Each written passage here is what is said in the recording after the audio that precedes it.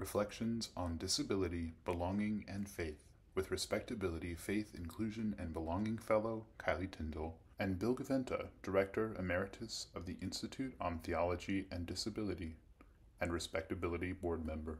Could you introduce yourself a little and tell everyone about your experience in the field of disability and faith?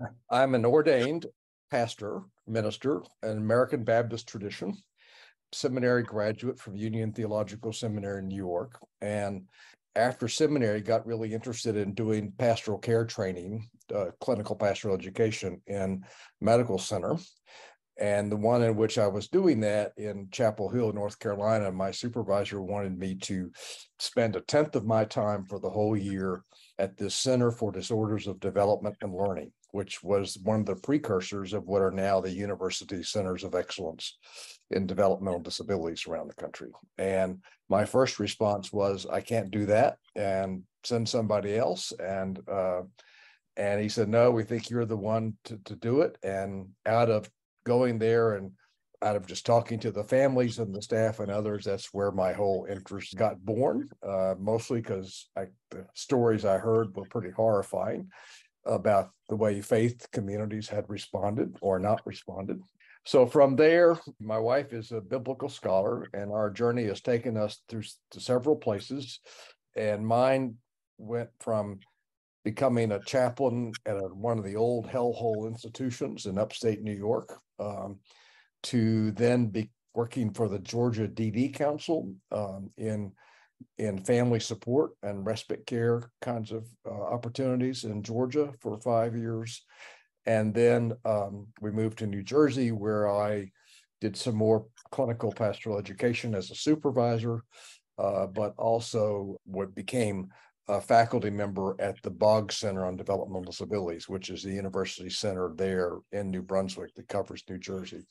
And the hat I wore, I worked on things on the religious side and also projects on the secular side and projects that tried to bridge those two worlds. So over the course of those 40 years, one of my passions has been trying to help not only faith communities be more supportive of people with disabilities, but also help disability services and supports and advocacy groups to pay more attention to the spiritual needs and gifts and kind of wants of dreams of people with disabilities, and to be able to work with faith communities in a collaborative way. So sometimes I call that journey becoming a deinstitutionalized chaplain. But in more recent years, I mean, in the last 20, 30 years, a lot of what I've done has been very much multi-faith and interfaith. So that's been my pleasure. We left New Jersey in 2013, and I continued to direct the Institute on Theology and Disability. I did that for 10 years, which happened every summer up until COVID hit. And then at that point, I had given it over to some younger people. And in fact, this next week, I'm headed to the second one of those that they have organized, which is going to be in Waco. And I've stepped back in a little bit to help this year. But otherwise, in the last 10 years, most of my work has been on writing and training, consulting to keep those conversations happening.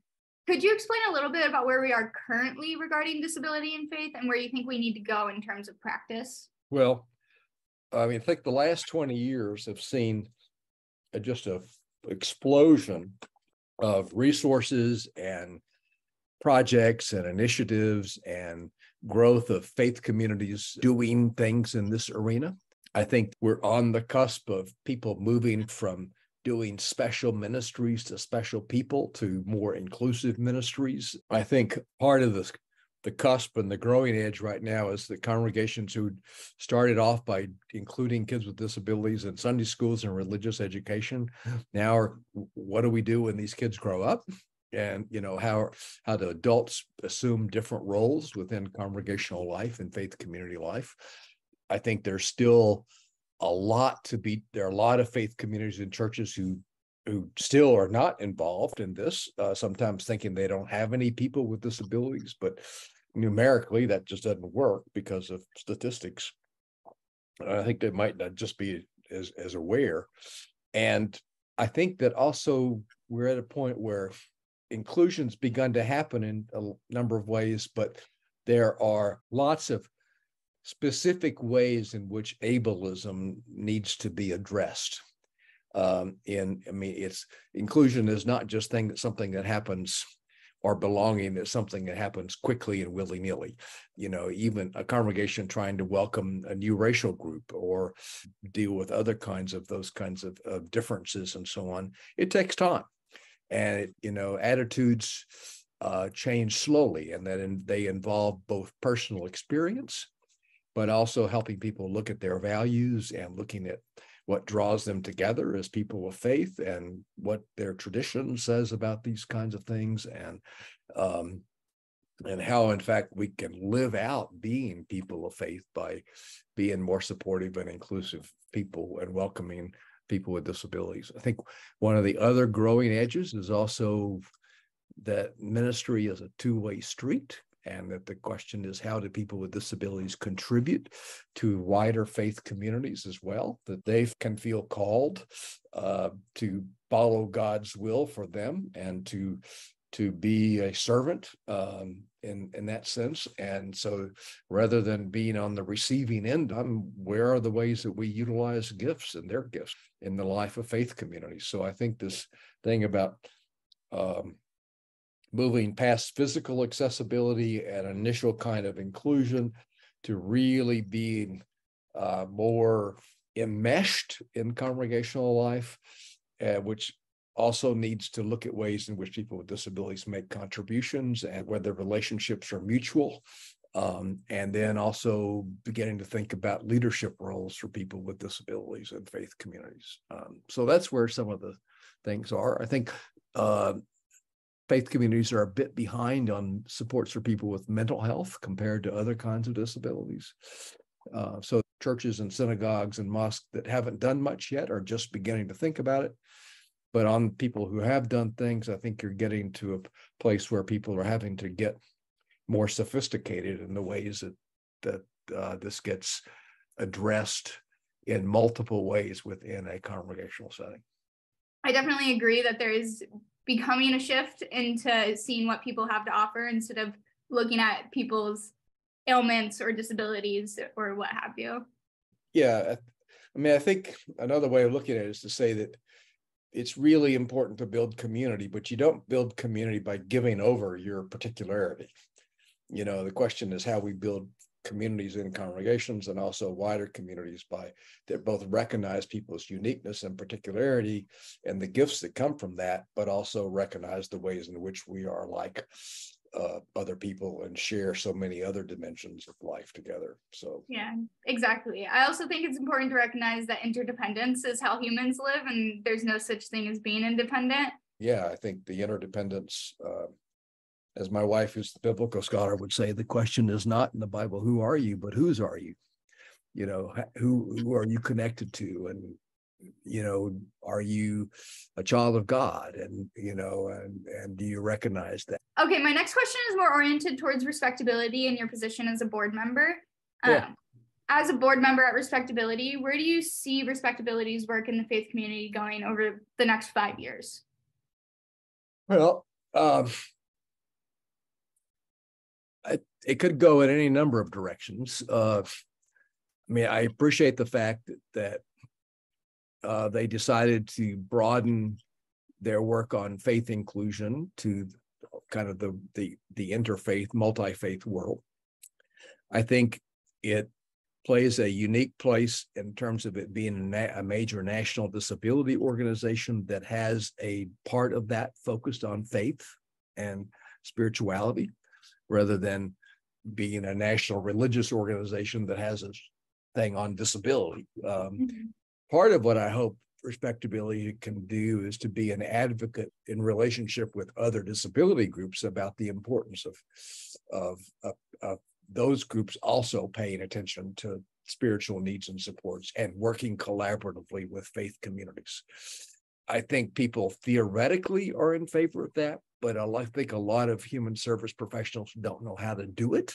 They don't know how to address it. Those are powerful questions and feelings and issues and stories. And There are misconceptions about, well, I can't talk about this because I'm funded by the state or things like that, and that's not accurate. So I think Respectability has a role as an advocate with other disability organizations to encourage them to join in thinking more about building the capacity of their membership to address those issues, either through services or advocacy initiatives, however that might be. I know Respectability is taking a look at a project that Eric Carter and I helped start. We started a number of years ago, this Putting Faith to Work project, to take a look at ways that faith communities and congregations can help people with disabilities get jobs or be allies with them as they look for jobs in their community and communities. That would be an exciting thing. So I think and then, they're doing this Jewish Disability Awareness Month in February.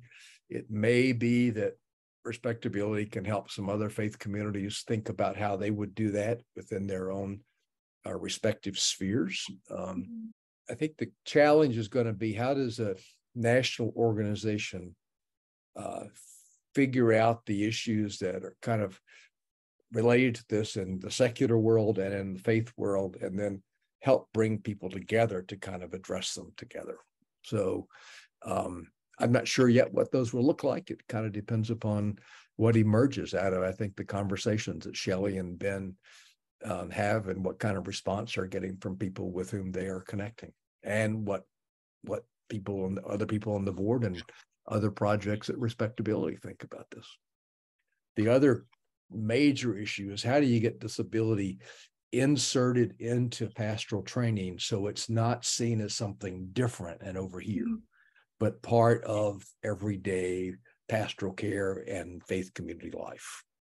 Exactly. Disability should be included as basic knowledge, not added on knowledge. Yeah, and the parallel, the reverse of that is in the secular world. Is how do you get psychologists, social workers, case managers, people who do person-centered planning, other kinds of people to get the skills to be able to help address that from their side. And on the secular side, for instance, when people have been so supportive of community supports and people living in the community, but the system is still not really good at helping people get really connected into the community, whether it's congregations or other places. I mean, just because you live in the community doesn't mean you're part of it. And as you probably know, it may, some human services, some institutional practices kind of got transferred into, group homes and other kinds of residential things. So I think the question from both the secular side and the religious side is, can both systems practice what they preach? Exactly. Truer words could not have been said. What should individuals keep in mind when interacting with the field of faith and disability together for the first time? To keep at it, because there's a whole bunch of people working on this now, and lots of resources compared to 20 years ago, lots of writing and work and things being done on it, lots of variety of different kinds of ministries and inclusive faith supports, people at faith communities at different levels of sophistication around doing this. I mean, I don't know if Shelly shared with you, but one of the things that I did a long time ago, it's also part of some of my writing, was that I think people go from doing nothing to doing special stuff to doing ministries with people, to then recognizing that ministries can be done by people with disabilities. So a Roman Catholic chaplain a long time ago, when I was an institutional chaplain, said people move from fear to pity to anger to love. And you look at systematically, our society moved from fear of disability, putting people away, to pity, to all kinds of special services and special supports, to then disability rights and anger and justice issues. And now I think the question is, how do we recognize gifts and contributions and provide ways for people to do that at the end of that? So to recognize that in a particular faith community, Like if you're a Lutheran background and you went looking for some Lutheran resources around something, you may not find it, but you may find it in another faith, in another denomination or somewhere else, and which would be easily adaptable back to that. So people who've done disability and faith issues sometimes have felt pretty alone in their congregations or other places. I think given with the internet and the kinds of ways it's possible for people to network is that they shouldn't feel alone these days. There are lots of ways to connect with people and to learn from people and to find a community of people who can help build that kind of empowerment. An inclusive faith community and welcoming and a sense of belonging can have a huge impact on people in a positive way. Learn more at respectability.org.